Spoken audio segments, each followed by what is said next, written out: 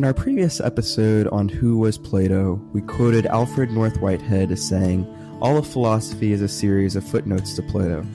But for almost 1,500 years, many philosophers and historians believed that all of knowledge, including philosophy, was a footnote to Aristotle.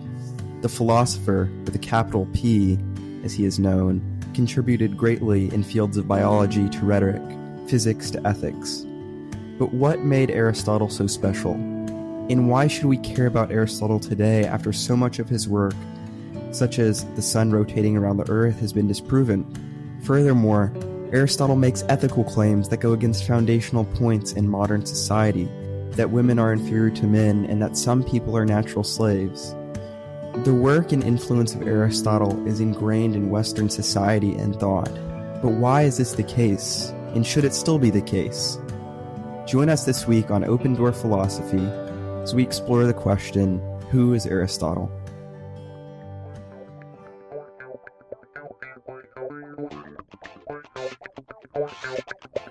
Welcome to Open Door Philosophy, a podcast where I, a current philosophy and classics major, and my former philosophy teacher, unpack philosophical ideas in an understandable way. I'm Andrew Graziano, and over there is Mr. Parsons. Hey. And today we're going to answer the question, who was Aristotle? Mr. Parsons, how's it going? It's going pretty good. It's autumn, sort of. Autumn in Texas is always a sort of. It seems like we do summer and then sort of fiddle around with autumn a bit, and then it's on to winter. So anyway, yeah, it's good. We've bought our gourds, so they're sitting out front of our house with those autumn vibes. Anyway, how's it going with you? I'm just pretty busy. Nothing else is pretty new. I'm super excited for this episode, though. Aristotle, I really like Aristotle. We can talk more about that later, but he's pretty cool. Yeah, Aristotle's your boy. Yeah. Let's definitely talk about that in a minute. But okay. I'm trying to think of something to say, something to talk about. About your life? A life as a college student is very boring and the same all the time. Rice won a football game yesterday. I think we're going to make a bowl game. Hey, that's exciting. Yeah. So that is exciting. That'll be for great. Rice. I don't know what their record is there in the past as far as bowl games go. So that's exciting. I don't know if we've mentioned this before. I know Mr. Parsons, I think you've mentioned that you're a big soccer fan, but I'm a big football fan. I think we did mention that. You mean American football? American football, real football. Right. Real football. Anyway, last time Rice was in a bowl game was in 2014. So it's been okay. Been a good bit. for them. That's exciting. Yeah. Well, University of Texas lost yesterday, so regardless of any of the other results, I'm happy. It's always a good. Well, yeah. A&M lost too. Oh, really? Yeah. Huh. Well, that's always good too. Does an Oklahoma boy's heart good?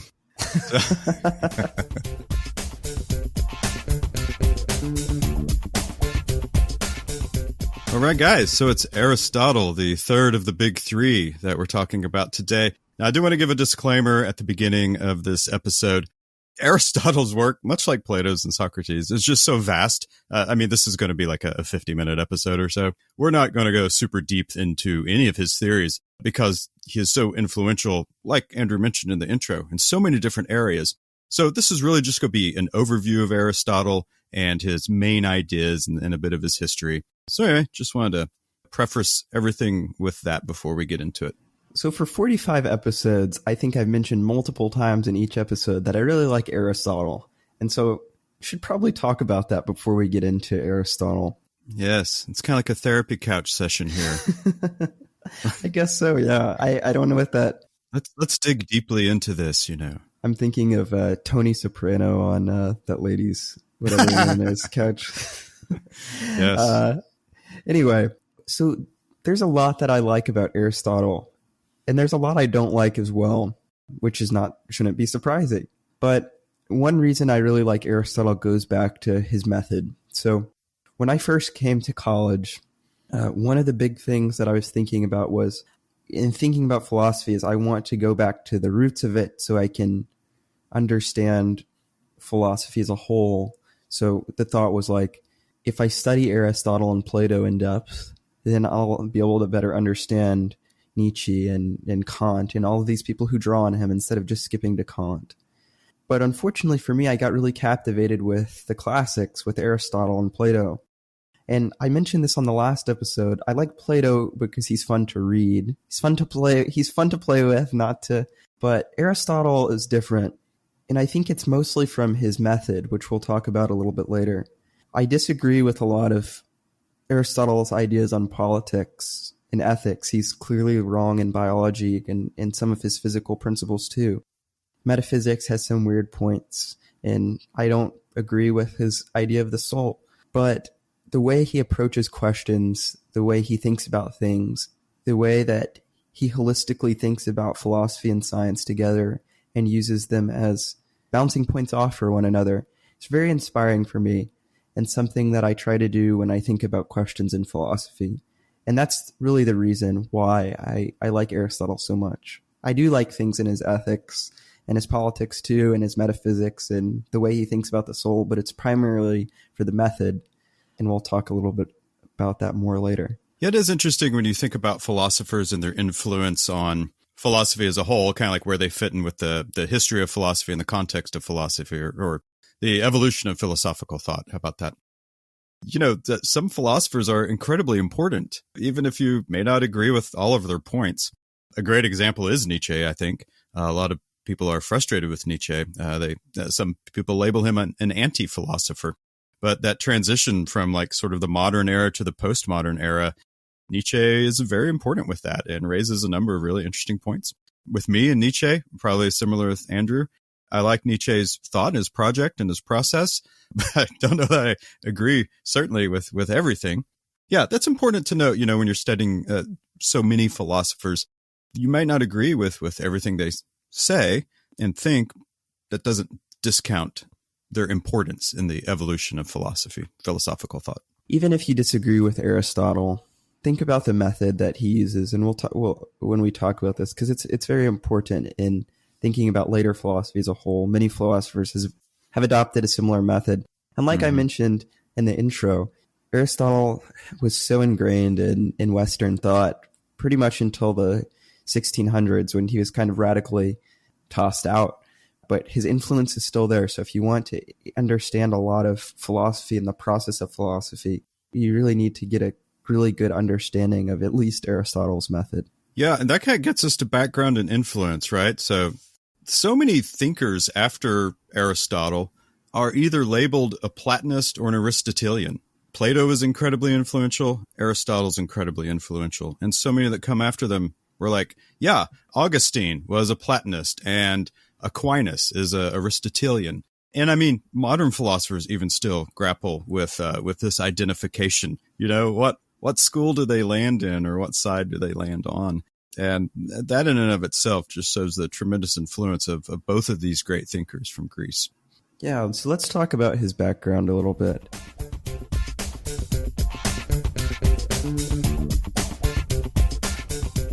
So as we traditionally do first, Aristotle's dates were 384 to 322 BC.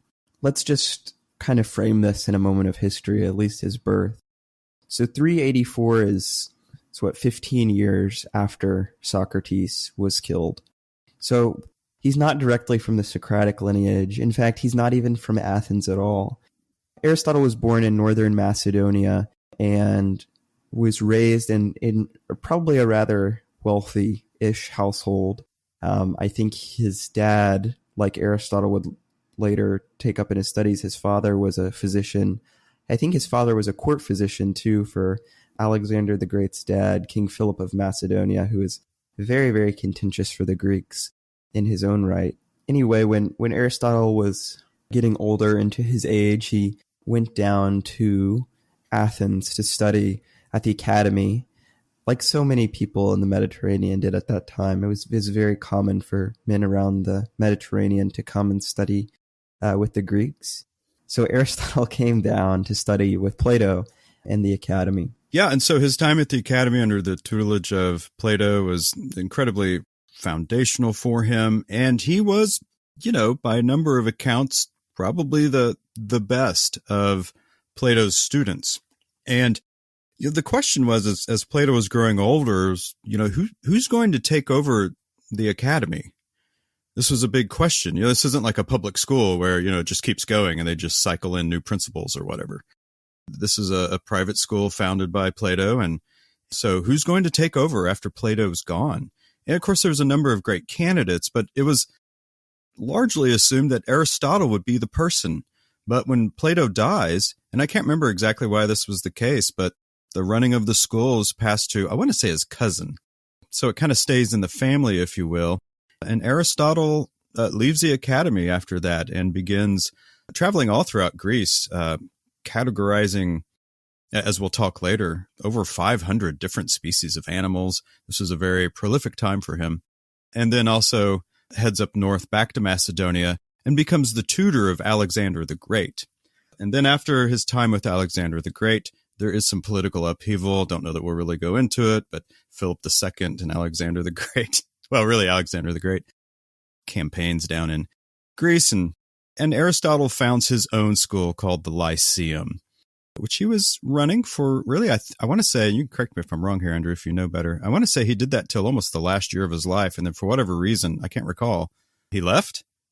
Yeah, we just have to keep in mind that in Athens at this time, there's a lot of anti-Macedonian sentiment that is present, which might have been one of the reasons some scholars, apart from Aristotle feeling kind of PO'd about not taking over after Plato, could have been one of the reasons that he also left, and might have been one of the reasons that Aristotle left right before his death too.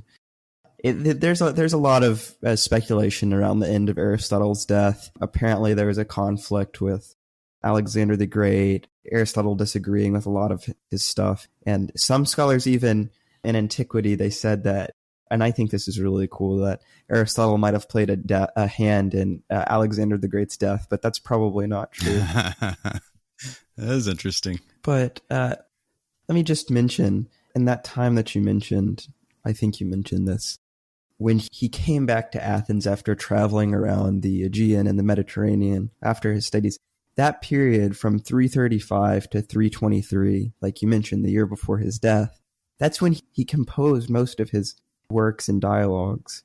Now, let me mention, if someone even briefly looks at a work by Plato and a work by Aristotle, they're markedly different. Plato is in a dialectic. Aristotle is kind of lecture notes. It's very dry. And so the style is something to note of difference, but most scholars believe that Aristotle's work was in this originally dialectic form and that those fragments don't survive, but what do survive are kind of lecture notes that he gave written down. And this is kind of where we get the idea of philosophical treatises. And, they have merits too. We could do an entire episode about that, but he's probably most important that he composed in this time. And we'll mention all of these are the physics, the metaphysics, the Nicomachean ethics, the politics, on the soul, and poetics. Those are the most famous. But like we mentioned, Aristotle did a lot too. He also is credited with being the first person to really write about logic. He came up with the very famous syllogism, all men are mortal, all Greeks are men, all Greeks are mortal. You can see this just change in philosophy from these early treatises. Yeah, it's a pity we don't have his polished works, and there's reference to them in other Greek sources, that Aristotle did have this library of, just like with Plato, of works that were highly looked over and edited and polished to be a really lovely piece of philosophical writing. Those are largely lost to us, like Andrew said, with the exception of fragments. So very similar to Epictetus, which we had a couple of episodes with Robin Waterfield. We only know of Epictetus from largely his lecture notes, and it's not too terribly similar with Aristotle. I think really, Andrew, like what's interesting is the difference between, even though it's lecture notes, but the difference between Aristotle's writing and Plato's. They're both so good, but Aristotle's, boy, it just reads so clearly, if that's the right word to use. Does that make sense, that description? Yeah, completely. I think that's exactly right. Plato, his works are a piece of work. Socrates might not be right in all the ways, or Plato might not have intended for Socrates' logic to be always correct. He wants the student to be engaging. It's a piece of work to read Plato. For Aristotle, these treatises are not like that. They're meant to be clear. I mean, it's difficult to read a sentence maybe, but you're going to get the idea if you understand the sentence. Completely different with Plato. Completely different. Yeah, I'm trying to think to how to describe, like, Plato's writing is lofty and is meant to raise us to the heights of the world of forms, through beautiful language. Whereas Aristotle's, and this probably comes from his father's physician background, honestly, like Aristotle describes things in such stark terms. There's not a lot of that. I don't want to say it's not inspirational, but Plato wants to bring you to the heights of thought. And Aristotle's like, nah, man, let's just take a look at what's around us and talk about those in clear terms. Let me mention two things on this point real quick. I did want to mention this and I forgot. Aristotle's father was a physician in the court of Philip of Macedonia. His father's name was Nicomachus, which is also the name of Aristotle's son. We'll talk a little bit about that in a minute. But Aristotle's father taught Aristotle basic biology and medicine when Aristotle was a very young boy. And we know that he taught him this when he was young, very young, is because Aristotle's father, both of his parents died very early in Aristotle's life, around the age of barely prepubescent. And so such an integral part of Aristotle's education, even before studying philosophy with Plato, was this biological and medicinal way of thinking. And that is very evident. Let me just read just a comparison for the audience real quick, because I think this will really spell it out. Here's the first line of Plato's Republic. I went down to the Piraeus yesterday with Glaucon, the son of Ariston. Aristotle, every art and every inquiry, and similarly every action and choice, is thought to be aimed at some good. And for this reason, the good has rightly been declared to be that at which all things aim.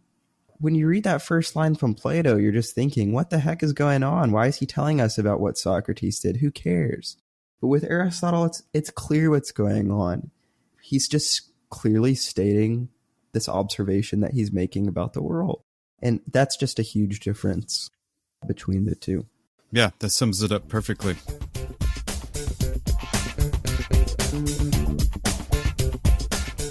So before we move into examining Aristotle's ethical works and philosophical works as a whole, I want to talk about his methods, really two main methods that he uses in all of his works. The first one is that Aristotle reasons from first principles.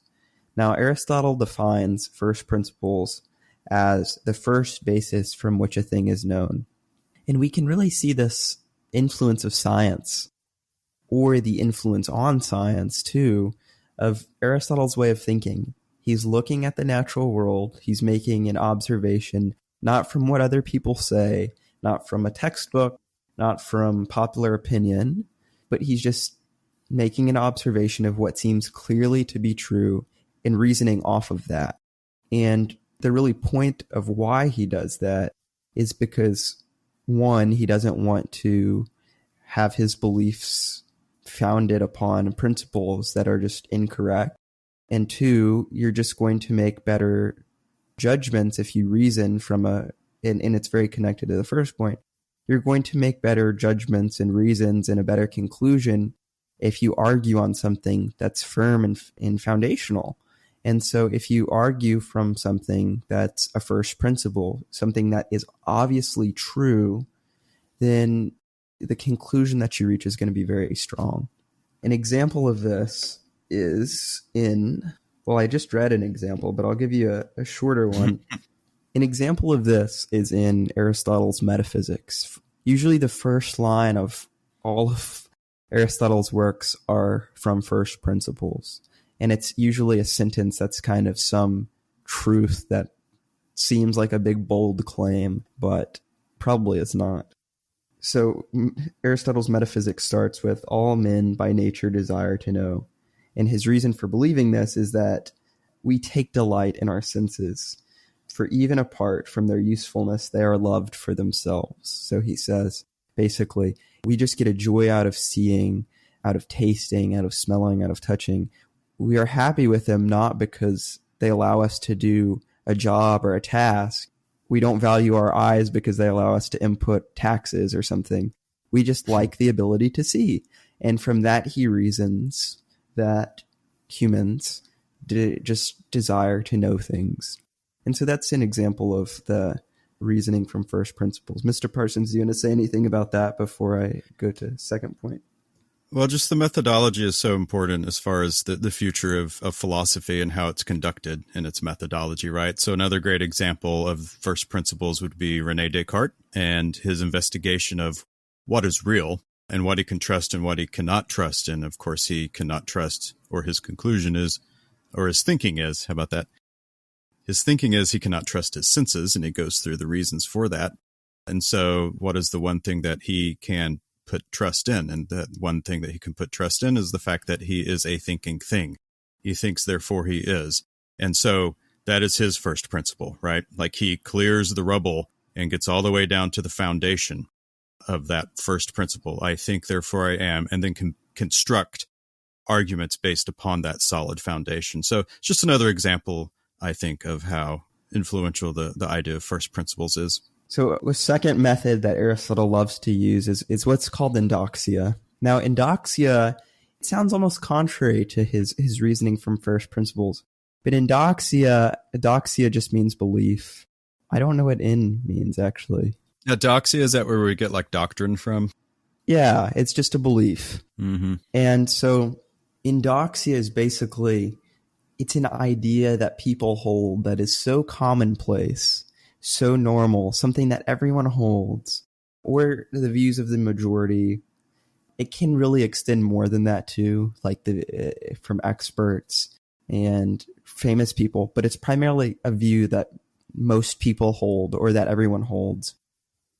And what Aristotle does with endoxic beliefs is he gives credence to them, and not in the sense that he blindly accepts them, but he thinks that beliefs that are so popular and so common that most people hold, he really needs to examine them.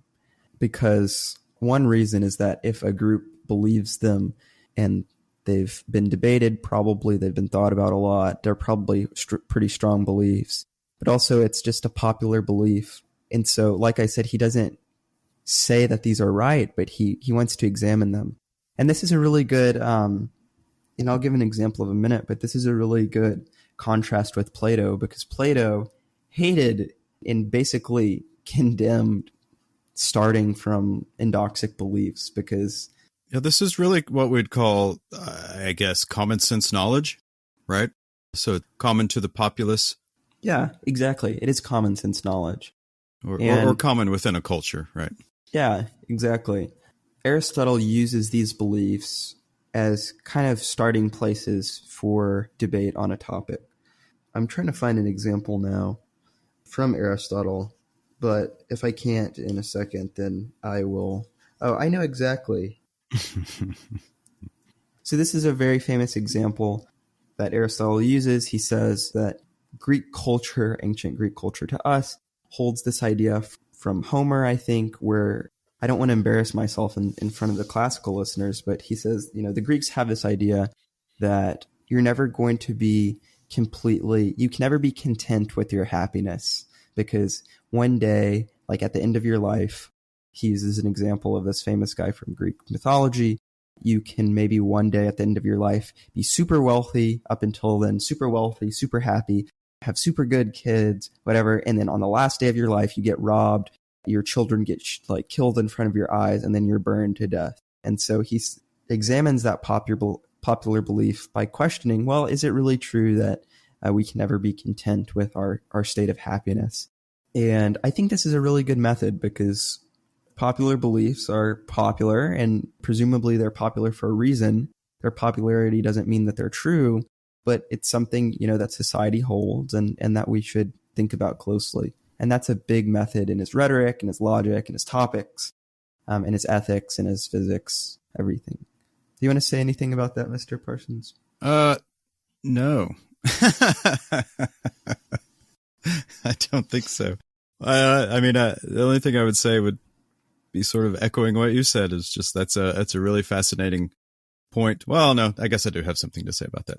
Yeah, echoing what you said, that's a really fascinating way to conduct philosophy, because so many of our philosophical questions are existential questions, at least our very early entry to philosophy are typically existential questions. And most of what we consider common sense is from our daily life, from our existence. And we do know that some of those things are wrong, or at least should be some degree of scrutiny should be applied to them to test their validity. So you can think of simple things like, holding doors for people when they're coming. That's kind of a common sense thing that we do, at least in our part of the world. And is that important to investigate? Probably not. It's very minor. Might lead to some interesting conclusions. But, some other more popular, or rather more deeply embedded common sense beliefs, something like liberty and freedom is worth dying for. That's a big one that's is commonly held for a lot of people. And, that would be a fascinating place to start a philosophical dialogue. So let's quickly talk about Aristotle on biology real quick, because this is important for his ethics. Basically, Aristotle studied biology a lot, studied the natural world. I think some people say that Aristotle was the first person to study biology systematically, because the methods that he uses in philosophy, like reasoning from first principles, using logic, whatever, he's using observation of the world, like we mentioned, from first principles, and that's not confined only to philosophical thought.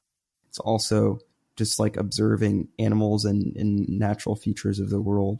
Aristotle wrote a lot about bees. I think his observation on bees is still pretty important, but I think what's most interesting about Aristotle is his discussion of, and this is important in his ethics too in a minute, but Aristotle talks a lot about the function of animals, and that's how he kind of looks at them. He notices their function first and foremost when he studies them, in particular like their anatomy, their bone structure. Some people have even said that Aristotle kind of prefigured Charles Darwin, because Charles Darwin also noticed animals' functions and how biologically structured and their bone structure and such. And the reason I'm mentioning this is important in a second.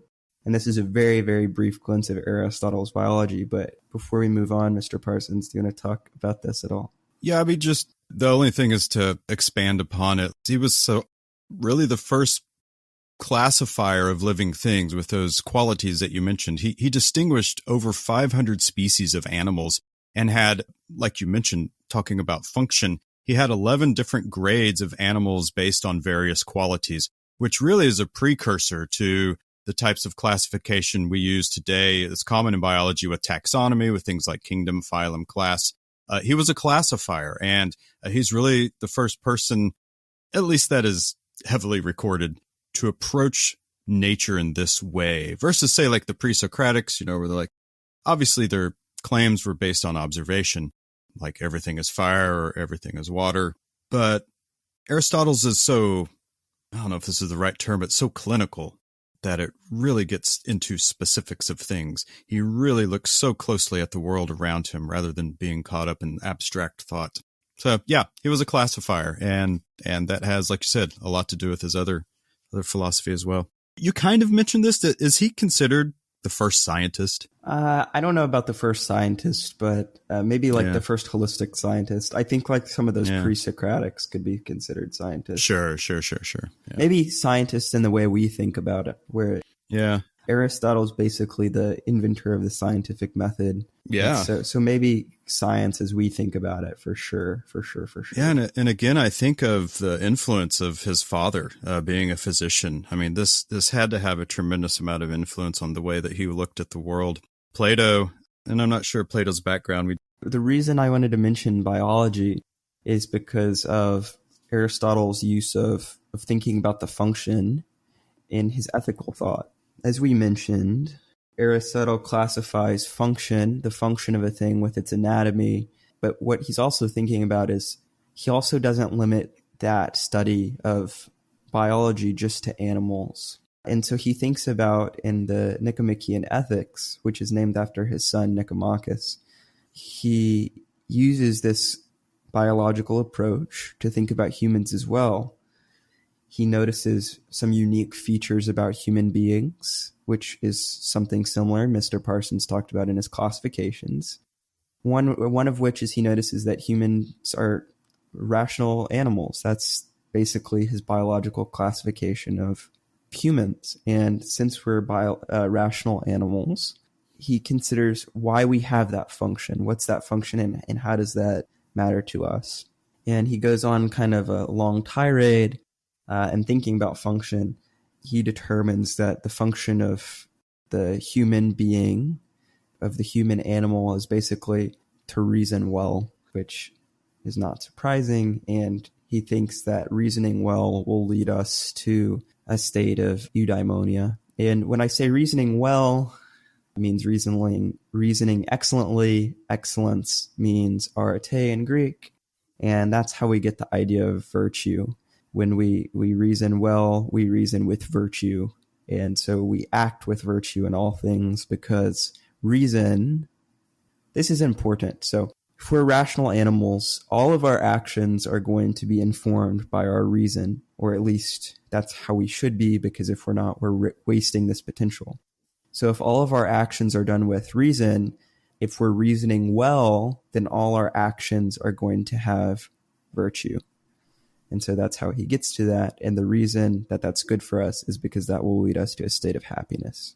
Yeah, he talks a lot about happiness and the ethics. How should we live? That if you want to just boil it down, the simple answer was to seek happiness.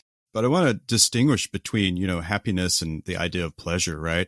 In one of his quotes is, one swallow does not make a summer. Swallow as in the bird. Just as one swallow doesn't prove that summer has arrived, a few moments of pleasure does not add up to true happiness. So what is happiness? What is it to seek it? Is it to enjoy vacations, good meals, like parties or music festivals or whatever? This on its own is not eudaimonia to Aristotle. It's nice. It's pleasurable. But another quote that encapsulates everything we're talking about here is Aristotle says, happiness is an activity of the soul in accordance with virtue. And all that links back into everything that Andrew was talking about. Yeah, Aristotle, it's difficult to explain in an hour podcast because Aristotle is all linked on top of each other. I kind of sped through that explanation of why reason and action and virtue leads to happiness. Aristotle, I think we have an episode on Nicomachean ethics, actually. Yeah. We do. Yeah, somewhere in there in the backlog. But it's so complicated because of Aristotle's method. It's so complicated to explain because every piece links on each other. And you can see why that would make a very compelling and strong argument. It's really beautifully constructed. Yeah.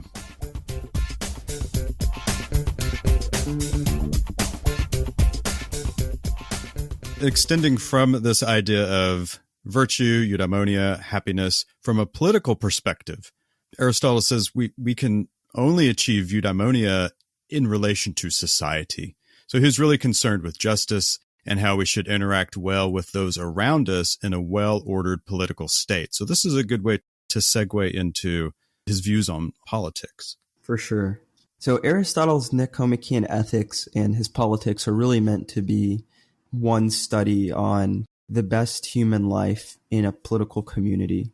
And by political community, all I just mean is when I say that is just a bunch of people who live together who have common interests. That's what Aristotle means by a political community. And so when Aristotle's talking about ethics, in his ethics, it needs to be framed in the politics because, like Mr. Parsons said, they go hand in hand. Aristotle doesn't think a human being can be happy without living in a political community, and not a political community unlike in the modern sense of politics, but just in a community that lives together and works together and such. Aristotle on politics is contentious in a lot of places, and we definitely need to talk about that. But basically, it's a very similar project to Plato's Republic. Aristotle's thinking about what the ideal state is, and he's not thinking about what the ideal state is in terms of, what's going to be the strongest state or what's going to make the people the richest or something. It's going to be the state with the most virtue, and that's going to allow citizens to be the most virtuous. So he's just thinking of, in his terms, what an excellent state will be. And so he goes around with kind of similar methods. He thinks, what's the function of a state? What's its purpose? and then tries to go from there, thinking about what a state's purpose is and its function and such, into thinking like how we get there. It's the right people leading and such. I think one of the fascinating things about this particular topic in philosophy is this is one of the fundamental questions of existence. How do we best live together? We know that human beings cannot live in isolation. I mean, if we do, we're not going to last very long. It did not take long in the Neolithic cultures to figure out that we needed to cooperate in some way. So whether that's a community of like 50 people, or of course when empires and city-states come along eventually in ancient Mesopotamia and Egypt, we're putting all these people together. How should we best live together, and how should that be governed? And the more complex and larger the society gets, the more difficult that question is. So I don't know, just something I think about when I think of Plato and Aristotle and their idea. Like, this is an important question. This isn't something they were just kicking around. And no doubt the political instability of the era that they lived in certainly made this a very important question. And I think it's still an important question today. I mean, we have political instability. Just look at the 20th century with all the competing ideologies, from fascism to communism to democracy. Yeah, how best should we live together? Exactly. That's exactly right. So one of Aristotle's big projects in the politics that's really influential to us is thinking about what's the best form of government. And Plato's famous for hating on democracy. Aristotle's less so. So Aristotle's famous for thinking of 3 virtuous types of governments and 3 vicious types of governments that are all related and all kind of feed back into each other. And this is used a lot in Romans, not the book of Romans, but Cicero talks a lot about this model. It's pulled up by many, many political philosophers after Aristotle. But this is where it starts, I believe. An ideal government will be kingship, but that will lead into tyranny. That tyranny will lead into kind of an aristocracy, which is, he thinks, a kind of virtuous form of government. That virtuous form of government, of aristocracy, will devolve into oligarchy, which is a vicious form of government.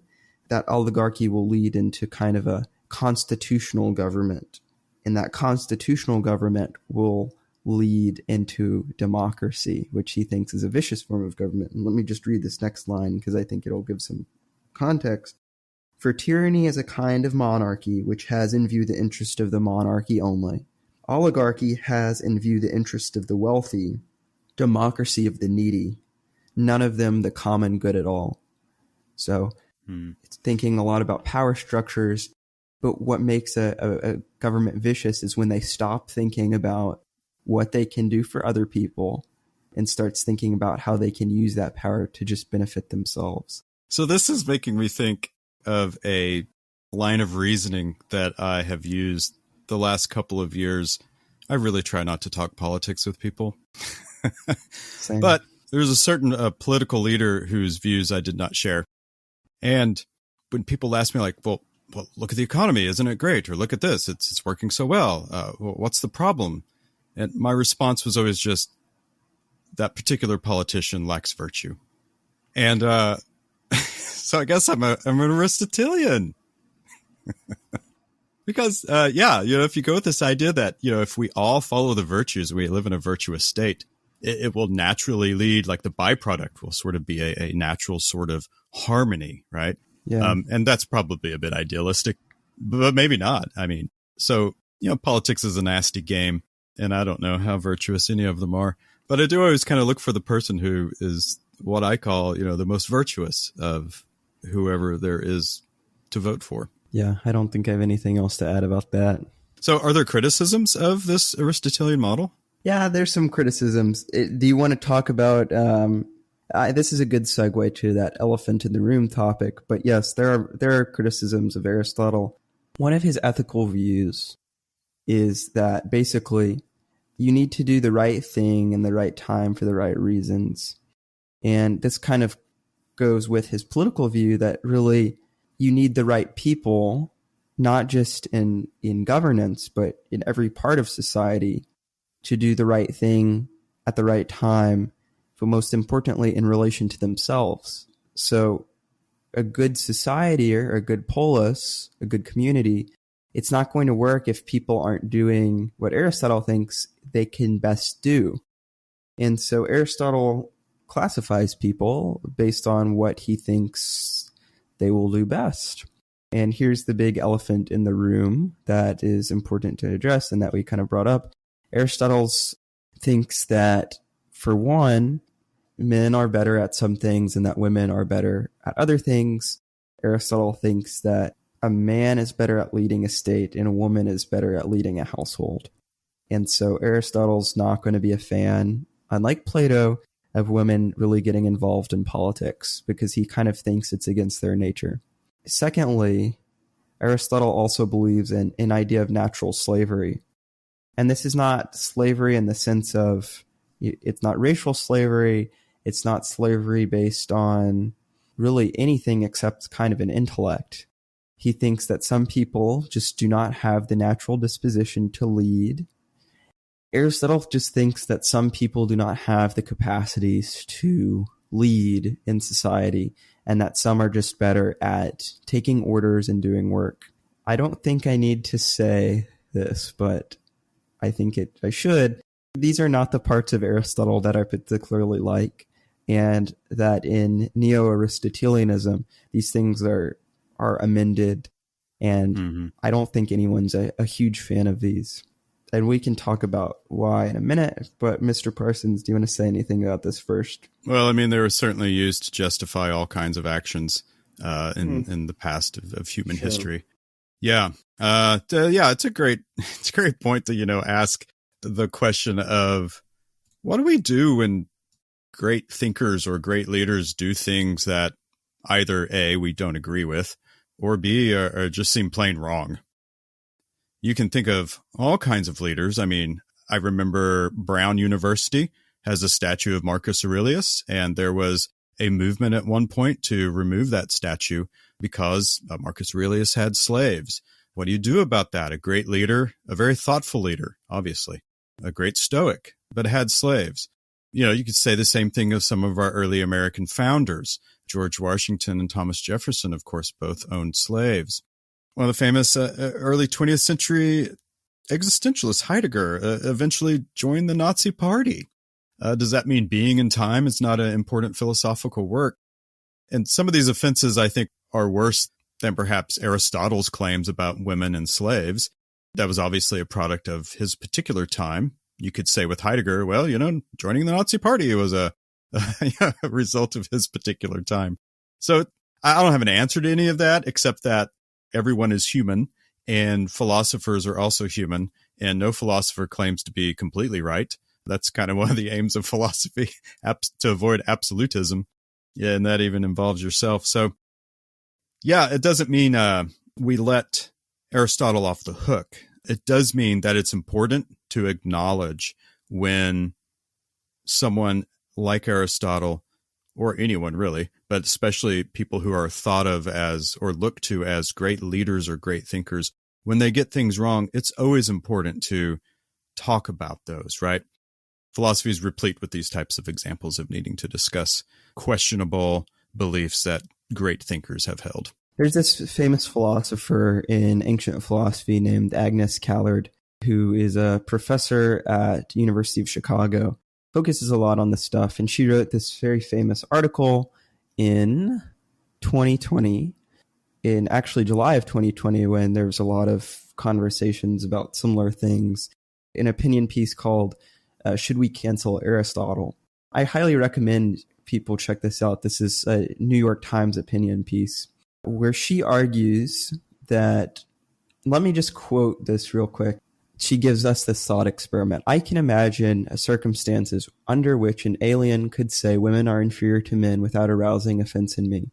Suppose this alien had no gender on their planet and drew the conclusion of female inferiority from time spent observing ours. As long as the alien spoke to me respectfully, I would not only be willing to hear them out, but even interested to learn their argument. I read Aristotle as such an alien. His approach to ethics was empirical. That is, it was based on observation, and when he looked around, he saw a world of slavery and the subjugation of women and manual laborers, a situation he then inscribed into his ethical theory. When I read him, I see that view of the world, and that's all. I do not read an evil intent or ulterior motive behind his words. I do not interpret them as a mark of his bad character, as an attempt to convey a dangerous message that I might need to combat or silence in order to protect the valuable. Of course, in one sense, it is hard to imagine a more dangerous idea than the one he articulated and argued for. But dangerousness, as I have been arguing, is less of a matter of literal content than messaging content. And her point in that article is basically, we shouldn't just discard Aristotle's ideas in his politics because he brings up this idea of natural slavery and the inferiority of certain people.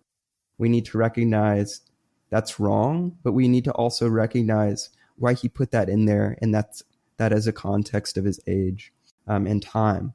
And if we discard that just because he makes some wrong ethical points, we're losing the opportunity to recognize in a more full sense why those things such as racism and sexism and ableism and all of this stuff is really wrong. And it gives us this great opportunity to understand that in a better way. So pretty good article. Highly recommend. Yeah, I have nothing to add to that.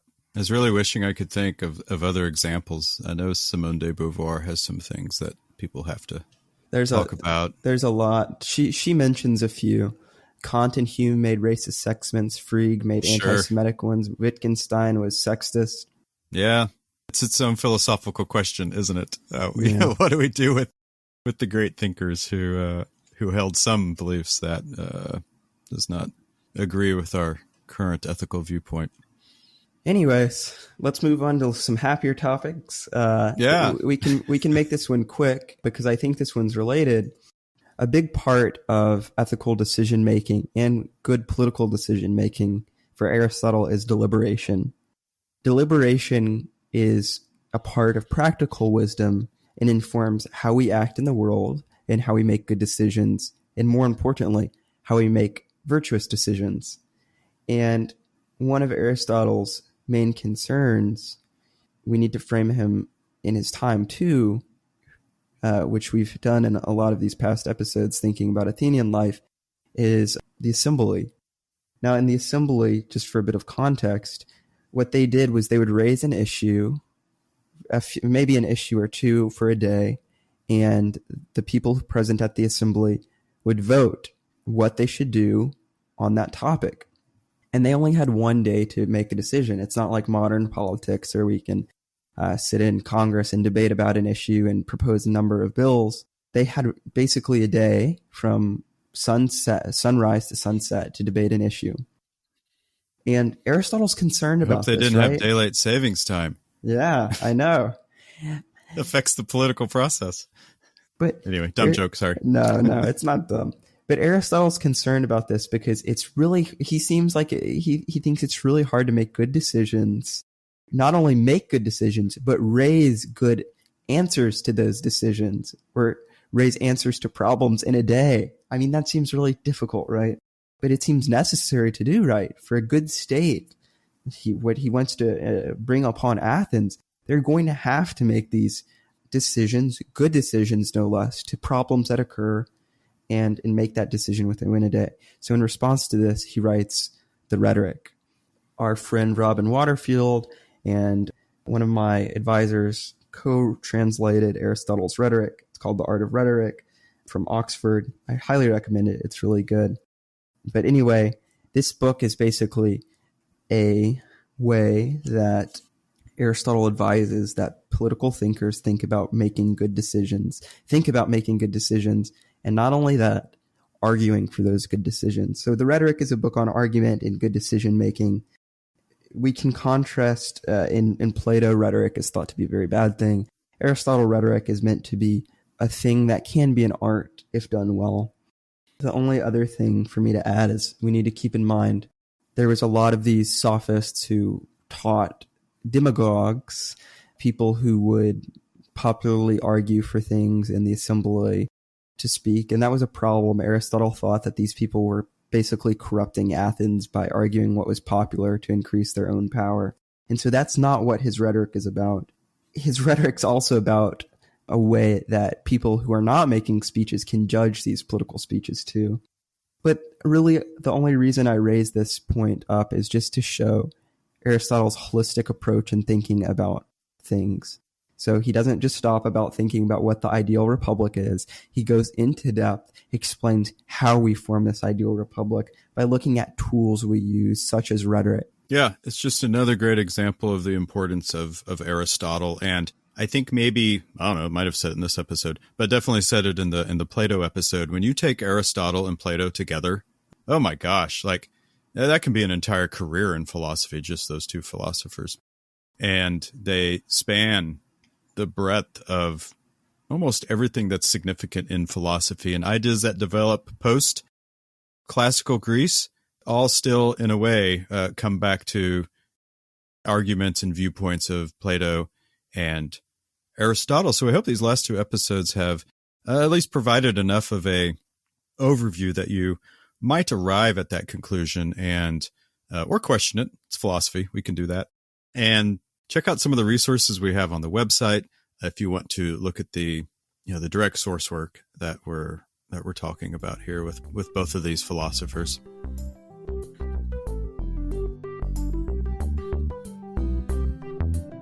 All right, everybody. Well, hey, that's it. That's our series on who were.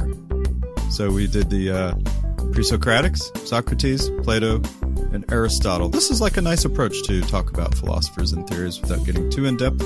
Nice introductory information about them. So we'll probably continue this type of series from time to time with other series of philosophers. But that is it for now on this particular series. We hope you enjoyed it. If you want to send us some feedback of what you thought of the episodes or anything related to the content, I guess that's the same thing. Anyway, you can email us at contact@opendoorphilosophy.com. And you can also find us on Instagram at Open Door Philosophy, as well as Twitter and my own personal Twitter, where all your philosophical dreams will come true. Find us in many places. And of course, our website, opendoorphilosophy.com. Thank you so much to Kevin MacLeod for the use of his free music in our episodes. We really enjoy it. I always say it's groovy. I always really like it. Thank you so much. Yeah, absolutely. Gosh, is there anything else? I think that's it. I think that's all. Yeah. Okay.